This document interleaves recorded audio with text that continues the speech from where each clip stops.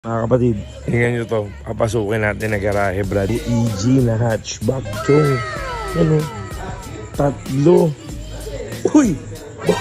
Bossing! Bossing! Good morning.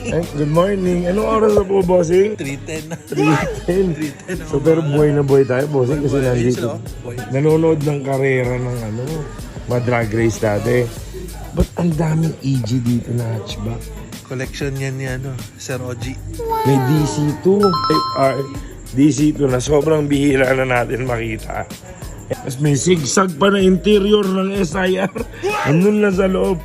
So DC2 Type R. Tapos bossing ito may, alam mo dito sa hatchback na to eh. 80k lang nabili yung hatchback. Brad, nakamaki na yan. B16. So tatlo yan. Tapos I heard 5 SIR itong garahe na to. Air na white, EG na black, EG pa na white ulit. Tatlong EG sa isang lugar. Si Subaru, Brad, may EG mga naka-shield, di ba? Tapos may dalawang Subaru sa labas. At yung pinanda-drag race ni attorney. The first ever female race drag racer sa Davao. Yan, naka-attorney. I-feature natin sa video natin.